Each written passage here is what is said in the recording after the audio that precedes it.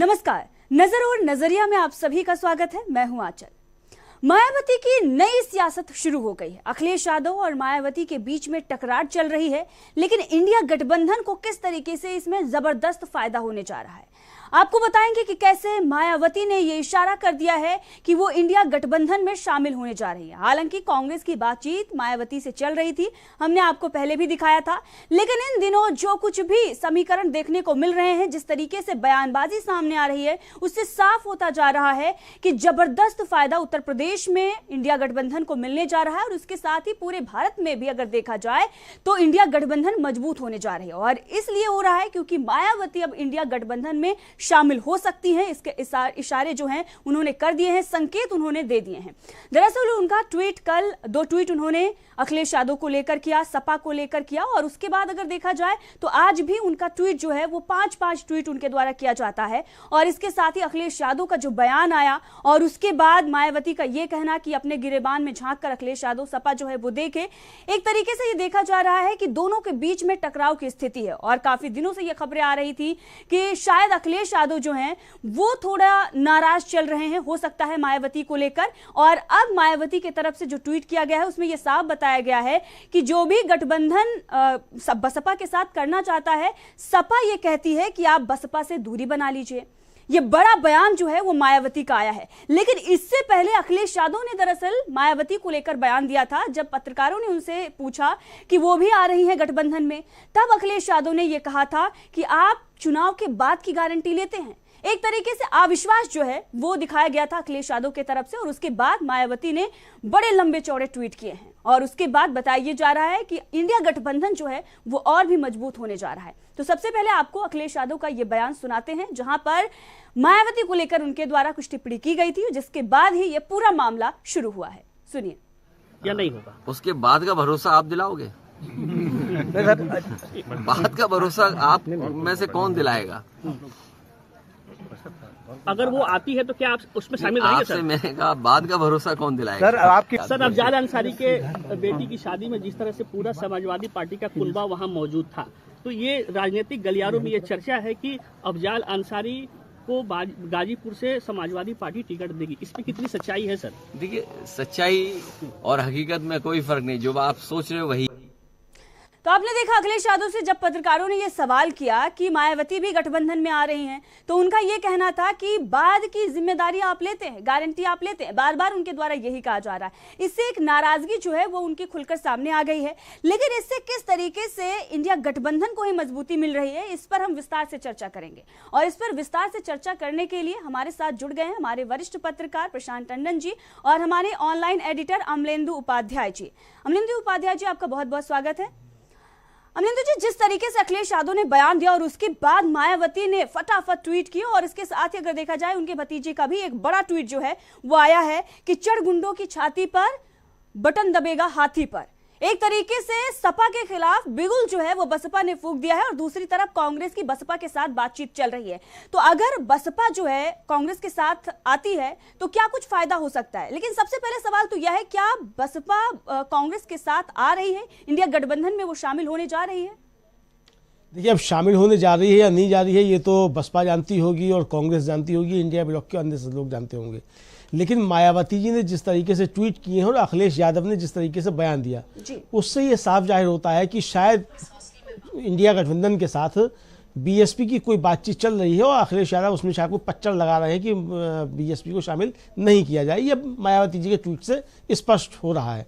अब ये लगा रहे हैं कि नहीं लगा रहे हैं ये भी अखिलेश यादव जानते होंगे और इंडिया गठबंधन जानता होगा, बीएसपी जानती होगी। लेकिन जो स्पष्ट हो रहा है, जो साफ दिखाई दे रहा है, वो मायावती के ट्वीट से दिखाई पड़ रहा है कि शायद अखिलेश यादव उनकी एंट्री इंडिया गठबंधन में रोकना चाहते हैं। अगर ऐसा है तो मुझे लगता है कि अखिलेश यादव समझदारी का काम नहीं कर रहे हैं और ये कोई समझदारी भरा काम नहीं है, क्योंकि जितना ज़्यादा इंडिया गठबंधन मजबूत होगा, जितने ज़्यादा लोग होंगे, जितने ज़्यादा जनाधार वाले लोग होंगे, उतना ही भारतीय जनता पार्टी के लिए परेशानियाँ बढ़ेंगी। 2019 के लोकसभा चुनाव में सपा और बसपा ने मिलकर के चुनाव लड़ा था और 15 सीटें इनको मिली थी। तो ये भी साफ जाहिर है कि बिना कांग्रेस के भी उत्तर प्रदेश में जो है वो भारतीय जनता पार्टी को एक तरीके से हाशिए पर नहीं लाया जा सकता। तो यानी सपा, बसपा और कांग्रेस तीनों को एक साथ आना जो है ये उत्तर प्रदेश की एक ज़रूरत है। अब अगर समाजवादी पार्टी उसमें कोई पच्चड़ लगा रही है और इसको रोकने की कोशिश कर रही है तो मुझे लगता है कि ये कोई समझदारी भरा काम नहीं है और शायद इंडिया गठबंधन इस पर बात कर रहा होगा कि किस तरीके से मायावती जी की इसमें एंट्री हो। मुझे लगता है कि हो सकता है कि सीट शेयरिंग का कुछ फार्मूला निकाला जा रहा हो जिसमें सपा भी रहे और बसपा भी रहे, इस तरीके की उस पर भी कुछ काम चल रहा होगा। भले ही सपा बसपा का आपस में कोई तालमेल ना होने पाए, ना हो उनके बीच में आपस में तालमेल, लेकिन इंडिया गठबंधन में बसपा शामिल हो इसके लिए शायद कुछ प्रयास चल रहे होंगे और शायद मुझे लगता है कि उनकी बातचीत भी बड़े स्तर पे कुछ ना कुछ हो चुकी है, ऐसा आभास लग रहा है आज के खासतौर से ट्वीट से मायावती से। जो उनका जो तीसरा या चौथा ट्वीट है जिसमें वो कह रही है कि वो अखिलेश यादव जहाँ भी बात करते हैं तो ये करते हैं कि गठबंधन में बसपा जो शामिल नहीं की जाए। तो अखिलेश यादव किस गठबंधन की बात कर रहे हैं भाई? अखिलेश यादव जाहिर बात है कि इंडिया गठबंधन के ही साथ में गठबंधन बनाने के लिए, और कोई गठबंधन है ही नहीं अब इस समय, तो उसमें ही इसका मतलब अखिलेश यादव मायावती की एंट्री रोकने की कोशिश कर रहे हैं। ये शायद मायावती जी को आभास है या उनके पास कोई सूचना पहुंची होगी या अखिलेश यादव ने जो वक्तव्य दिया उसके आधार पर उन्होंने इसको एज्यूम किया होगा, जो भी कुछ रहा हो। लेकिन ये एक तरीके से संकेत मिल गया है कि बहन जी जो हैं वो अपनी पार्टी के साथ अब इंडिया गठबंधन में शामिल होना चाहती हैं, भारतीय जनता पार्टी के खिलाफ एक मोर्चे में शामिल होना चाहती हैं। आपने जिस तरीके बताया कि उनके भतीजे आकाश आनंद ने भी ट्वीट किया है कि चलो गुंजों की छाती पर और बटन क्या हाथी पर दबेगा हाथी पर, जो भी है। तो मुझे लगता है कि आज के समय में गुंडे बड़े कहाँ हैं ये तो समझा जा सकता है कि कहाँ गुंडे हैं, वो कहाँ वो छाती दबा के जो किसको मतलब बटन दबाने की बात कर रहे होंगे आकाश आनंद। जाहिर सी बात है वो समाजवादी पार्टी के लिए नहीं होगा, वो सत्ता में जो लोग बैठे हुए हैं उनके लिए ही इशारा होगा। तो इस तरीके का ये इशारा देके भी मुझे लगता है कि एक रास्ता जो है वो साफ किया गया है कि इंडिया गठबंधन के लिए बीएसपी तैयार है। इससे पहले भी बहन जी जो लगातार जो वो एक तरीके से संकेत देती रही है। जैसे पहले उन्होंने कहा था कि समझ के जो बोलना चाहिए, कब किसकी जरूरत पड़ जाए, तो कब किसकी जरूरत पड़ जाए था वो आज बहन जी ने मुझे लगता है वो थोड़ा सा और आगे बढ़ करके बात पत्ते अपने खोले हैं कि बसपा जो है वो इंडिया गठबंधन में आने के लिए तैयार है। क्योंकि भारतीय जनता पार्टी का तो गठबंधन में तो अखिलेश यादव बात कर नहीं रहे, ये तो जाहिर सी बात है, एकदम स्पष्ट है। तो इसी गठबंधन की बात कर रही है मायावती कि अखिलेश यादव जो उसमें पहले शर्त ये रखते हैं कि बसपा को उसमें शामिल नहीं किया जाए। तो ये जो है इस तरीके से तो मुझे लगता है कि इस पर थोड़ा बात आगे बढ़ेगी और बहन जी की रणनीति क्या है और बहन जी की राजनीति क्या है ये भी थोड़े दिनों में और स्पष्ट हो जाएगा। और इंडिया ब्लॉक की राजनीति क्या है और अखिलेश यादव की राजनीति क्या है ये भी जो है थोड़े समय में स्पष्ट हो जाएगा। जी। और हमारे वरिष्ठ पत्रकार प्रशांत टंडन जी भी जुड़ चुके हैं। तो ये सवाल मेरा प्रशांत टंडन जी से है कि मायावती ने तो साफ कर दिया है कि सपा ये कहती है जो भी गठबंधन करना चाहता है बसपा से कि दूरी आप बसपा से बना लीजिए, ये बड़ी शर्त सपा के द्वारा होती है। लेकिन जिस तरीके से मायावती अब ट्वीट कर रहे हैं और जिस तरीके से उनके द्वारा बयान दिए जा रहे हैं, प्रशांत जी ये साफ हो गया है कि मायावती आना चाहती हैं गठबंधन में। देखिए आजकल दो तीन बातें हैं इसमें। एक तो 2019 में लगभग 2 दशक के बाद बहुत बड़ा गहरा मनमुटाव के बाद ये दोनों दल एक साथ आए थे, करीब 22 साल बाद, समाजवादी पार्टी और बीएसपी, और वो गेस्ट हाउस कांड के बाद। तो इस बात को माना जा रहा था कि गेस्ट हाउस कांड की जो तलखी थी जिसने इन दोनों दलों को मुलायम सिंह यादव और मायावती के बीच बहुत गहरी खाई पैदा कर दी थी, वो पट गई और वो एक नया अध्याय शुरू हुआ। चुनाव मिलकर लड़े, आरएलडी भी साथ में था, समाजवादी पार्टी भी था, बीएसपी भी था। नतीजे ये आए कि बीएसपी को 10 सीटें आई और समाजवादी पार्टी को 5 सीटें आई। तो नतीजा ये निकलता है कि बीएसपी का इतनी बीजेपी की आंधी में भी पुलवामा के माहौल में वो चुनाव हुआ था, उसके बावजूद बीएसपी को 10 सीटें आई, यानी बीएसपी अपना जनाधार बचाने में कामयाब रही। समाजवादी पार्टी अपना जनाधार उस तरीके से बचाने में कामयाब नहीं रही थी। कांग्रेस की स्थिति पहले से खराब थी वहां पे। अब 2023-24 में जब हम जा रहे हैं तो मायावती अभी तक बड़ी शांत बैठी हुई थी। उत्तर प्रदेश के राजनीति में मायावती एक इतना इम्पोर्टेंट प्लेयर है और चुनाव हो रहे हैं, जाहिर सी बात है कि वो पवेलियन में बैठकर चुनाव नहीं देखेंगी, वो एक एक्टिव प्लेयर है और उसका इशारा उन्होंने कर दिया है कि वो उत्तर प्रदेश के चुनाव में एक एक्टिव प्लेयर हैं। पहली बात। दूसरी बात, इंडिया गठबंधन के पॉइंट ऑफ व्यू से मैं कहूँ अगर, तो बीएसपी की जो मौजूदगी है वोट शेयर की, वो मध्य प्रदेश में भी है, वो छत्तीसगढ़ में भी है, वो राजस्थान में भी है, पंजाब में भी है। और जो भी बातचीत होगी वो उत्तर प्रदेश और उत्तर प्रदेश के बाहर भी होगी। मेरे ख्याल से इसी का वक्त कहीं ना कहीं लग रहा होगा। और जाहिर सी बात है कि बीएसपी की तरफ से और इंडिया गठबंधन की तरफ से कोई ना कोई मीडिएटर, कोई ना कोई नेता बीच में बातचीत हो रही होगी। और इन ट्वीट से इस बात के संकेत जाते हैं कि बातचीत हो रही है। अब रही बात कि समाजवादी पार्टी के साथ संबंध क्या होंगे। देखिए, समाजवादी पार्टी काफी चुनौतीपूर्ण स्थिति में है और पिछले, जैसे मैंने कहा कि 2019 में भी इनका जनाधार, यानी जो यादव बाहुल सीटें भी हैं, वो सीटें भी हार गए थे ये। तो इनको अपना जनाधार बचाना मुश्किल होगा। तो दूसरी बात कि जैसी स्थिति देश में है, जिस तरीके का इलेक्शन कमीशन है, जिस तरीके का दबाव है, एक मीडिया खड़ा है, कॉर्पोरेट है, संविधान और लोकतंत्र पे खतरा है, उसमें अगर पॉलिटिकल पार्टियां बहुत रिजिड स्टैंड लेंगी तो वो अपने लिए और देश के लिए, दोनों के लिए जो है वो हितकारी नहीं होगा। और जनता इस बार समझ रही है, यानी जनता इंडिया गठबंधन के सामने कोई भी रोड ब्लॉक खड़ा करेगा, कोई भी विजन के रूप में आएगा, उसको जनता पनिश करेगी, ये बात तय बात है। और जैसा आपने बताया भी कि उनके जो उत्तराधिकारी, मायावती ने उनको डिक्लेयर कर दिया उत्तराधिकारी, आकाश आनंद, उनका जो ट्वीट है वो बड़ा अग्रेसिव है कि चढ़ गुंडों की छाती पर वोट, मोहर लगेगी हाथी पर, बटन दबेगा हाथी पर। ये बीएसपी की भाषा काशीराम के समय हुआ करती थी और ये वापसी हो रही है बीएसपी में उस अग्रेसिव पॉलिटिक्स की। तो दिखाई दे रहा है कि बीएसपी का जो नार है वो वैसे ही अग्रेसिव होगा जैसे पीछे रहा करता था। तो उत्तर प्रदेश के चुनाव में बीएसपी एक इम्पॉर्टेंट प्लेयर होगी और इंडिया गठबंधन के लिए भी बेहतर होगा और पार्टी के लिए बेहतर होगा कि वो बहुजन समाज पार्टी से किस तरीके से रिश्ते सामान्य करें।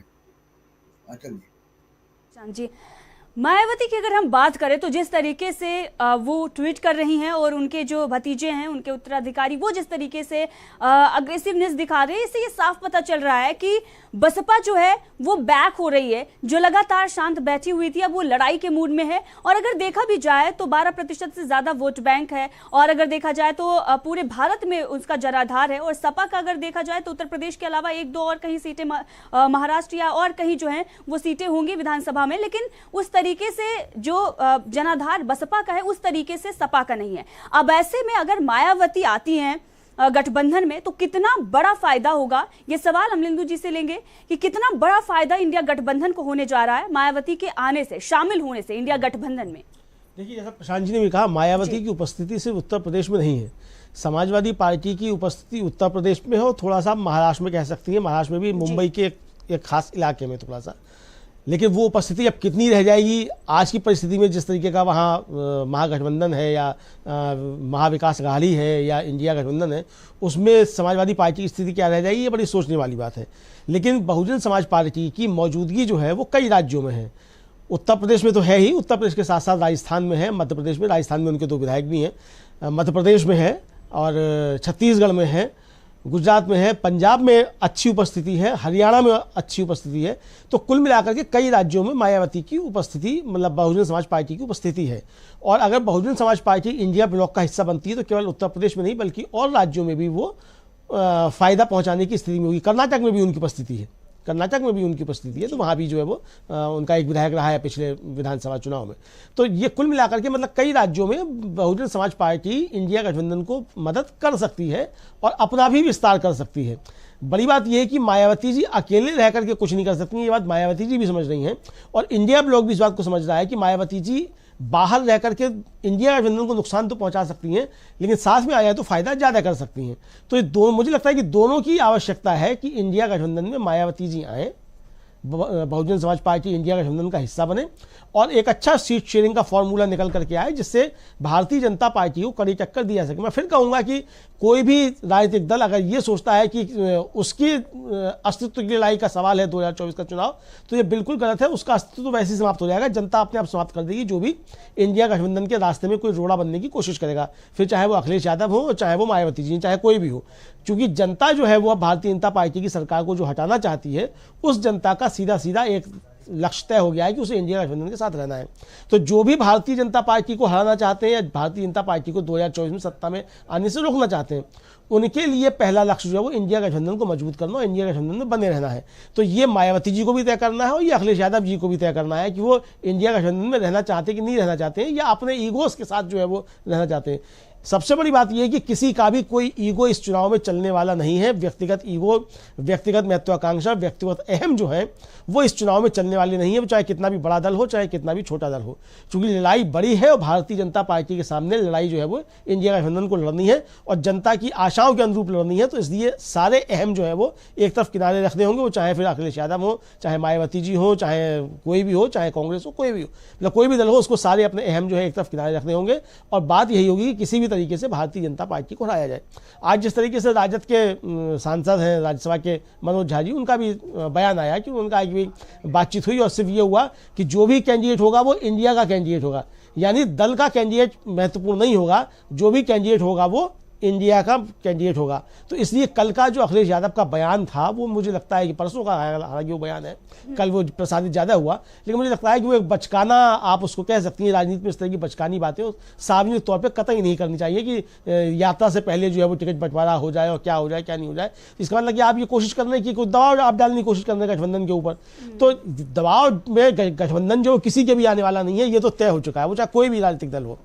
क्योंकि जनता अगर आपके साथ में है तो फिर राजनीतिक दलों की बात नहीं चलती, राजनीतिक दलों को जनता को फॉलो करना होगा। और आज परिस्थितियां यही बन रही हैं कि जनता गठबंधन के साथ है, तो राजनीतिक दलों की मजबूरी है कि वो गठबंधन के साथ रहें, और जो इस गठबंधन से आउट होगा और अपने को ज़्यादा होशियार या ज़्यादा महत्वाकांक्षी साबित करने की कोशिश करेगा, जनता उसका हिसाब किताब चुकता कर देगी। तो इसलिए मुझे लगता है कि किसी का भी जो है वो कोई अहम चलने वाला नहीं है। समझदारी के साथ पहला लक्ष्य यही है कि भारतीय जनता पार्टी की सरकार को किस तरीके से 2024 में सत्ता में आने से रोका जाए, तो उसके लिए आपको जो है सारे अपने अहम किनारे रख करके एक मजबूत गठबंधन तैयार करना होगा। चलिए जमलेंदु जी, जिस तरह से अखिलेश यादव ने बयान दिया और अगर देखा जाए तो उनकी पत्नी डिंपल यादव का भी ये बयान आया कि सिर्फ सपा है जो उत्तर प्रदेश में बीजेपी को हरा सकती है। एक तरीके से सपा अपने आप को ज्यादा मजबूत दिखा रही है, और अगर इस स्थिति में अगर वो इंडिया गठबंधन से निकलती है, मान लीजिए टकराव की स्थिति आगे बढ़ती है और कांग्रेस बसपा के ज्यादा करीबी बनती है, और अगर बसपा इंडिया गठबंधन में आती है और सपा ये कहती है कि बसपा आई तो हम निकल रहे हैं, या वो निकल जाती है, अगर होगा, ऐसा होता है टकराव की स्थिति के बाद, तो क्या नुकसान इंडिया गठबंधन को होगा? प्रशांत जी। देखिए अचल ऐसा है कि अभी राम मंदिर को लेकर बहुत शोर है उत्तर प्रदेश में। मीडिया का एक हिस्सा दिन रात लगा हुआ है। मोदी जी ने अपनी पूरी राजनीति उसी राम मंदिर पर टिका दी है। 22 तारीख को जो वहां पे बूढ़ा है, विवादित होगा, शंकराचार्य विरोध कर रहे हैं, लेकिन मोदी जी ने अपनी राजनीति उसी में टिका दी है। और इसी राम मंदिर के जब शुरुआती आंदोलन की बात है, यानी जब बाबरी मस्जिद गिरी 6 दिसंबर 1992 में, उसके बाद बीएसपी और समाजवादी पार्टी एक साथ आए और नारा निकला कि मिले मुलायम काशीराम हवा में उड़ गए। तो ये जो राम मंदिर का मूवमेंट, जिसको कहा जा रहा था कि कमंडल को हराया था मंडल ने उस वक्त, अब यही देखिए कैसे इतिहास का जो पहिया है वापस घूम के वहीं आ गया है कि राम मंदिर की खुमारी है। पिछले 2 चुनावों में मोदी साहब 2014 और 2019 में अयोध्या गए भी नहीं। इस बार पूरा चुनाव अयोध्या पे टिका है। और फिर समाजवादी पार्टी या बहुजन समाज पार्टी का और कांग्रेस का रोल बड़ा इम्पोर्टेंट हो जाता है उसको लेकर कि उत्तर प्रदेश में अगर रोकना है तो सबको साथ आना पड़ेगा। ये बात मायावती भी जानती है, अखिलेश भी जानते हैं और कांग्रेस भी जानती है। और मायावती देखिए 4 बार मुख्यमंत्री रह चुकी हैं, वो राष्ट्रीय स्तर की नेता है, वो शांत हैं। उसका ये मतलब नहीं है कि उनको हम खारिज कर दें। वो एक इम्पॉर्टेंट पॉलिटिकल प्लेयर है उत्तर प्रदेश में, और मायावती इंडिया गठबंधन में अगर आएंगी तो उत्तर प्रदेश के समीकरण बदल जाएंगे एकदम,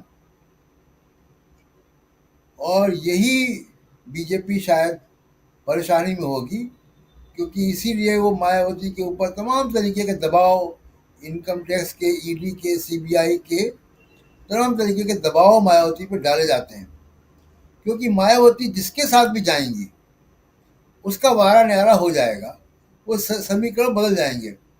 एक बात। दूसरी बात यह कि मैं मायावती की पॉलिटिक्स जितना समझता हूँ, लोग तमाम तरीके की बातें कहते हैं मायावती जी के बारे में कि बीजेपी की बी टीम है और बीजेपी को फायदा पहुंचाएंगी। मैं ये बात बड़े दावे के साथ कह सकता हूँ कि मायावती अपनी तरफ से ऐसा कोई राजनीतिक कदम नहीं उठाएंगी जो बीजेपी को उत्तर प्रदेश में मदद करे। जितना मैं उनकी राजनीति को समझता हूँ, मैं इस बात को दावे के साथ कह सकता हूँ। जी आचल जी।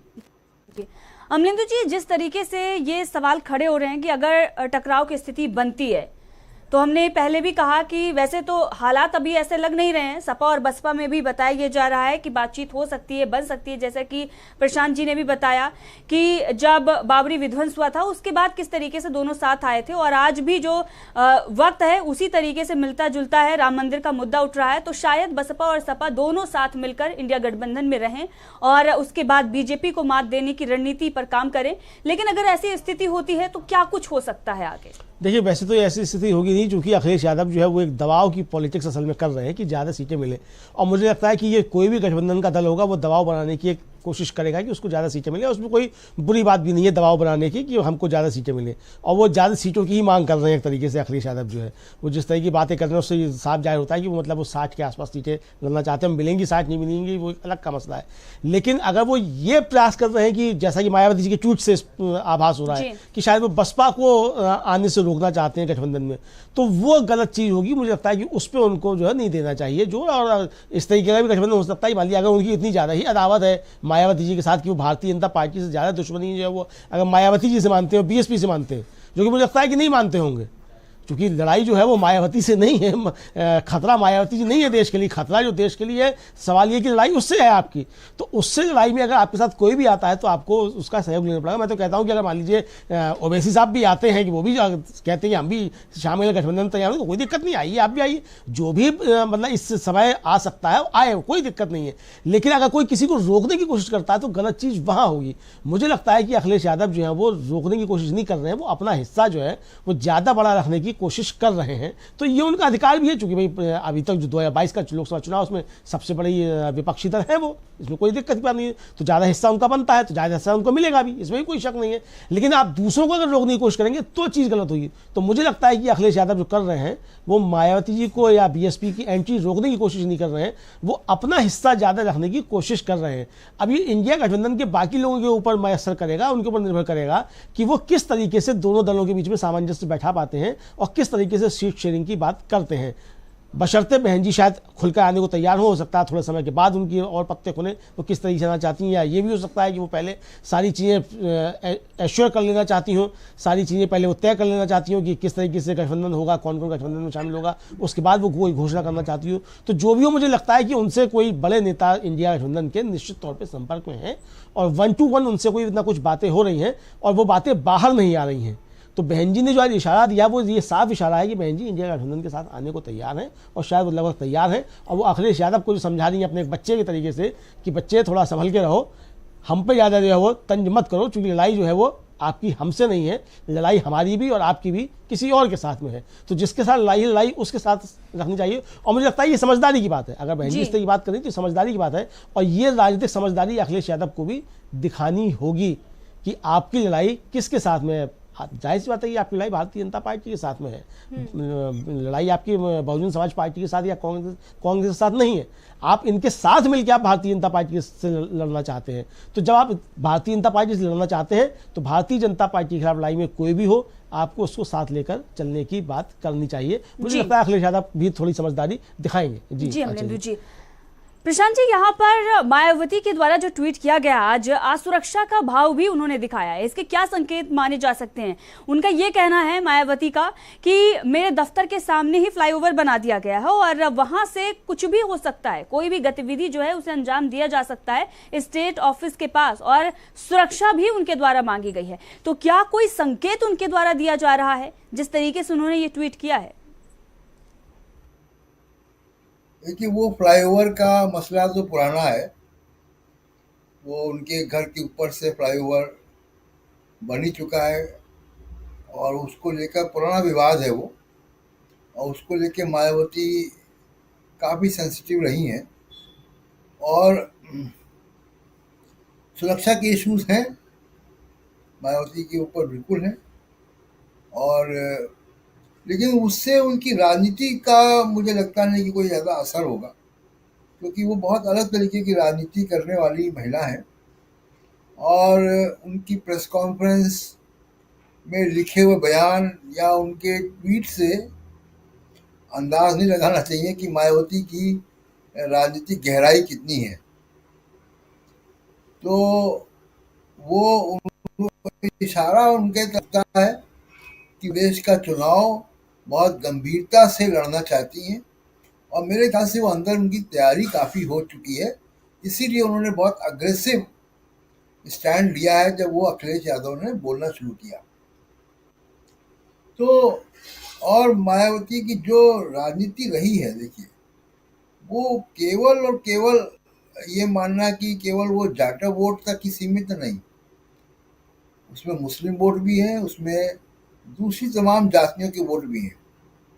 और वो काशीराम के समय से बनाई हुई कंस्टिट्यूंसी है और वो बहुत स्ट्रॉन्ग कंस्टिट्यूंसी है, पहली बात। दूसरी बात, देखिए, उत्तर प्रदेश में लोकसभा में 17 सीटें तो रिजर्व सीटें हैं, और उन रिजर्व सीटों पे अधिकांश जगह बीजेपी जीतती है। वहां पे अगर मायावती इंडिया गठबंधन के साथ आती हैं तो रिजर्व सीटों में, यानी जो 80 रिजर्व सीटें हैं, उनमें बीजेपी को मजबूत टक्कर देने की रणनीति ज़्यादा कारगर बन सकती है मायावती को साथ में लेकर, क्योंकि इनके पास काडर भी है, इनके पास लोकल स्तर पे लोग भी हैं और ऑर्गेनाइजेशन भी है। तो ये भी एक जो है लगभग आधी सीटें कम करने की स्थिति में अपोजिशन हो सकता है, रिजर्व सीटें, अगर वो मायावती को साथ में लेता है। तो मायावती को साथ में लेने में 3-4 बड़े फायदे हैं। एक, उनका रिजर्व सीटों पे जो वो एक इम्पैक्ट डाल सकती हैं। उत्तर प्रदेश और उत्तर प्रदेश के बाहर उनका जो जनाधार है, प्लस उनका काडर है, और बहुत डेडिकेटेड उनके सोशल मीडिया पे भी लोग हैं, जो सोशल मीडिया पे अम्बेडकरवादियों की प्रेजेंस मामूली प्रेजेंस नहीं है, और वो सब बीजेपी से लगातार बीजेपी से टक्कर लेने वाले हैं, और बिल्कुल वो राहुल गांधी के रास्ते पर चलने वाले लोग हैं। यानी सिद्धांत के तौर पर, वैचारिक सिद्धांत के तौर पे बीजेपी और आरएसएस को चुनौती देने वाले लोग हैं, जो अम्बेडकरवादी लोग हैं। तो वो एक बड़ा एडवांटेज जो है वो होगा अगर मायावती के साथ किसी भी प्रकार का समझौता इंडिया गठबंधन का हो जाता है। तो अमलेंदु जी, जिस तरीके से मायावती ये बता रही हैं और गेस्ट हाउस की जो घटना थी उसका भी जिक्र किया जा रहा है, और आज सुरक्षा का भाव जो है उनकी तरफ से दिखाया जा रहा है, तो क्या संकेत माने हम? देखिए, अब ये असुरक्षा का भाव तो खैर वो बता रही हैं, वो असुरक्षा का भाव किसी के लिए भी हो सकता है, और ख़ासतौर से जो परिस्थितियां इस समय देश के अंदर है, वो असुरक्षा का भाव तो हो सकता है। लेकिन यहाँ वो एक तरीके से मुझे लगता है कि वो शायद अखिलेश यादव के ऊपर अब वो एक दबाव की जो है वो कोशिश कर रही है दबाव बनाने की। क्योंकि आपको याद होगा कि पिछले दिनों काशीराम जी की जयंती भी अखिलेश यादव ने मनाई, समाजवादी पार्टी ने मनाई, और कई जगह वो दलितों के यहाँ भी उन्होंने घुसने का, एक तरीके से मतलब अपने साथ जुड़ने का उन्होंने प्रयास करने की कोशिश की। तो ये बताने की कोशिश की बसपा खत्म हो गई है तो अब दलितों को जो है वो समाजवादी पार्टी में आ जाना चाहिए। एक लचीला रुख अखिलेश यादव ने दिखाना शुरू किया। और जिस तरीके से स्वामी प्रसाद मौर्य उनके एक नए महासचिव बन गए हैं, वो उन्होंने जिस तरीके से सब बयान देना शुरू की, तो वो भी एक तरीका ये था कि किस तरीके से दलितों को समाजवादी पार्टी के पाले में लाया जाए।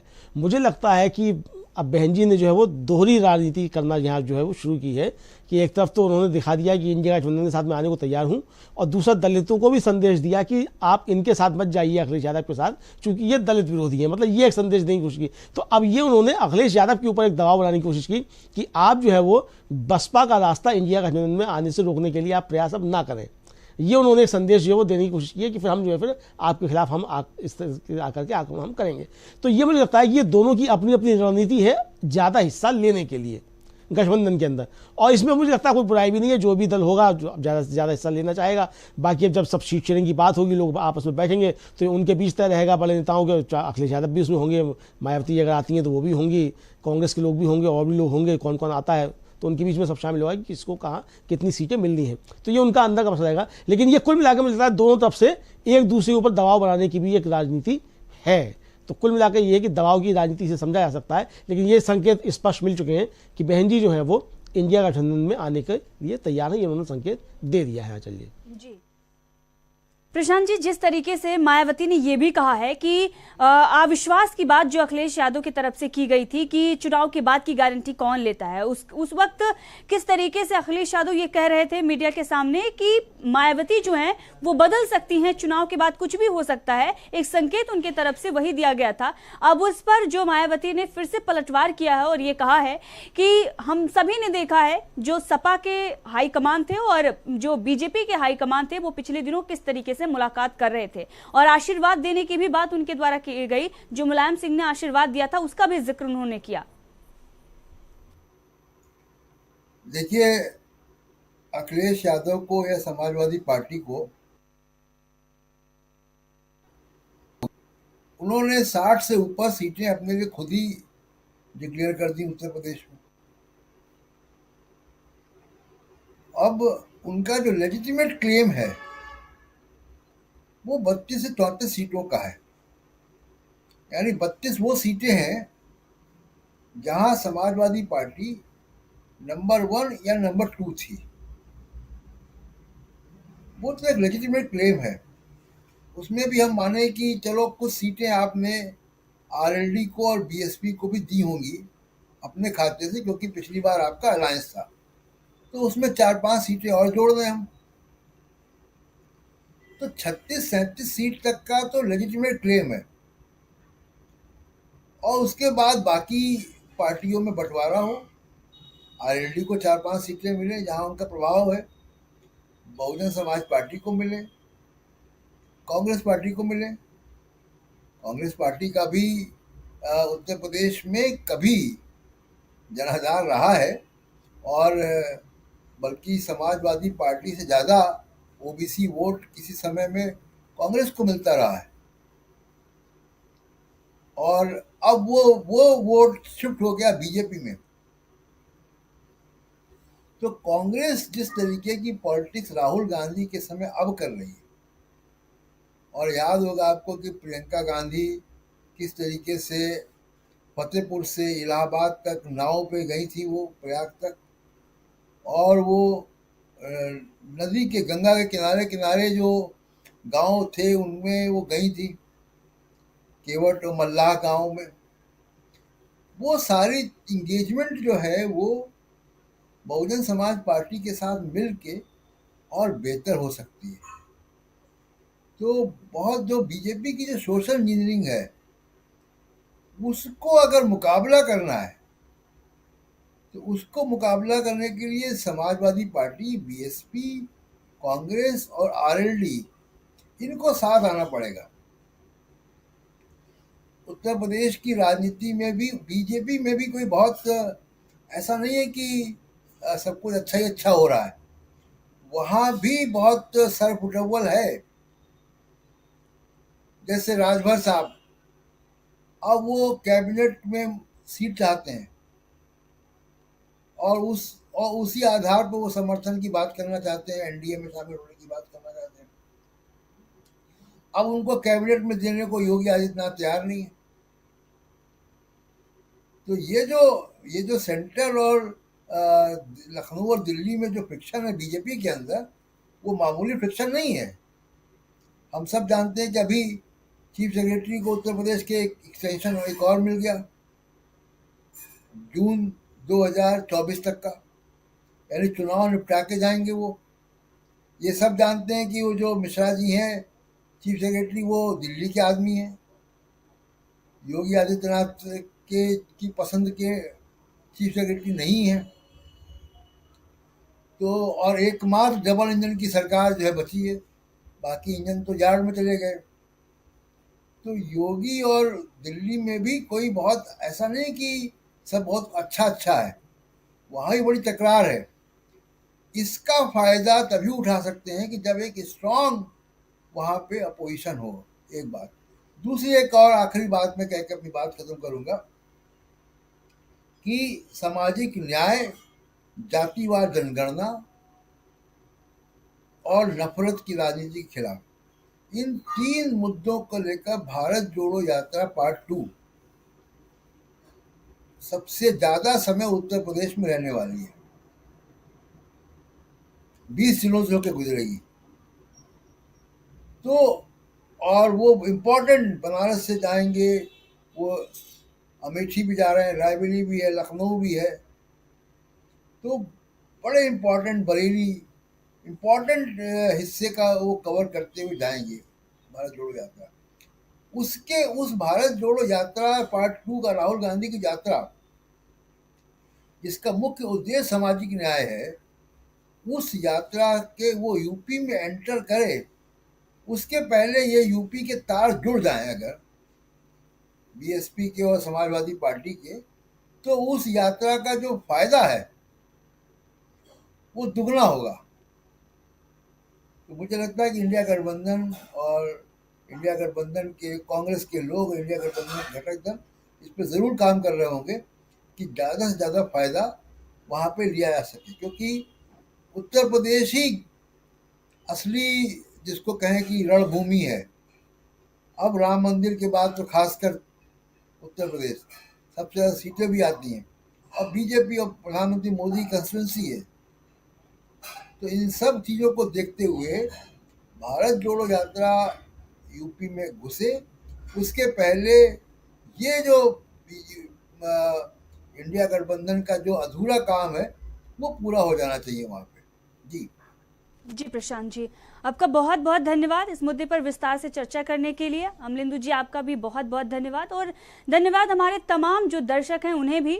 आपने देखा वो तमाम सवाल जो खड़े हो रहे थे कि मायावती अगर इंडिया गठबंधन में आ जाती हैं, जिस तरीके से वो संकेत दे रही हैं, तो क्या कुछ फायदा होगा इंडिया गठबंधन को? सिर्फ क्या उत्तर प्रदेश में ही फायदा होगा या पूरे भारत में होगा? तो उस पर भी हमने आपको बताया कि किस तरीके से मायावती का जनाधार जो है वो पूरे देश में है, कर्नाटक तक उनका जनाधार है, और इसका फायदा इंडिया गठबंधन को मिलेगा। और इसके साथ ही अगर देखा जाए, वो मायावती जिनका रुख हमेशा से बीजेपी की तरफ नरम रहता था, वो अब कांग्रेस के करीब आ रही हैं, इंडिया गठबंधन के करीब आ रही हैं, और जो खुलकर बातें उनके द्वारा की जा रही हैं कि अगर कोई भी दल गठबंधन करना चाहता है बसपा से, तो सपा ये कहती है कि आप बसपा से दूरी बनाएं। तो ये जो संकेत उनके द्वारा दिए गए हैं, हो सकता है कि टकराव की स्थिति अभी दिख रही है, लेकिन सीट बंटवारे का जो फॉर्मूला है वो तय हो जाएगा, तो सारी पार्टियां एक हो जाएंगी। और इसके साथ ही 2024 के लोकसभा चुनाव में बीजेपी को मात देने के लिए सभी पार्टियां जो हैं वो एकजुट होकर लड़ाई लड़ सकती हैं। और इसके साथ ये भी बताया जा रहा था, लगातार हमने आपको ये बताया था कि मायावती जो है वो अभी थोड़ी एक तरीके से शांत तरीके से राजनीति कर रही हैं, अटैकिंग मोड नहीं नजर आ रही हैं, क्योंकि बताया जा रहा है कि चुनाव से पहले वो फरवरी तक का समय जो है वो ले सकती हैं, और फरवरी में स्थिति जो है वो साफ हो सकती है, और इंडिया गठबंधन के साथ मिलकर वो बीजेपी को मात देने की लड़ाई